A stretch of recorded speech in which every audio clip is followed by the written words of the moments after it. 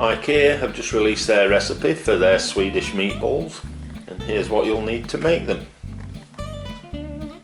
Butter, egg, some double cream, soy sauce, Dijon mustard, plain flour, dash of milk, an onion, some breadcrumbs, garlic clove, vegetable and beef stock, and some beef and pork mince.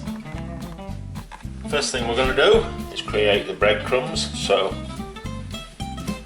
chop your bread up and let your processor do the work.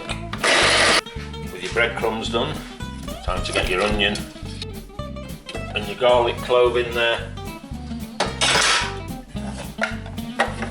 and get those pulverised into a bowl with your beef and pork mince, and then good helping of salt and black pepper, and then give your mince a good squelching together to break it up even more. And then into there with an egg, 5 tablespoons of milk, and your onion, garlic and breadcrumbs, and get them thoroughly mixed together. With your mixture thoroughly mixed, wet your hands, and then we're just going to form these into nice little golf ball type meatballs and pop them onto a plate. When you've got them rolled into nice little balls, cover them with a bit of cling film or plastic wrap, it's called elsewhere. You're going to pop them in the fridge for an hour or two just to firm up, and then they'll hold the shape when you're cooking them. When your meatballs are firmed up in the fridge, time to get some oil heated up. Make sure it's hot before you put the meatballs in. Oil heated into your pan, and then it's in with your meatballs, and we're going to brown them on all sides. Once your meatballs are nicely browned, time to put them into a oven-proof dish. When they're nicely browned and you put them in an oven-proof dish, we're going to pop them in the oven at 180 degrees Celsius or 160 degrees Celsius if you're using a fan oven, for around half an hour. With your meatballs finishing off in the oven, time to melt the butter into a pan, then go in with the flour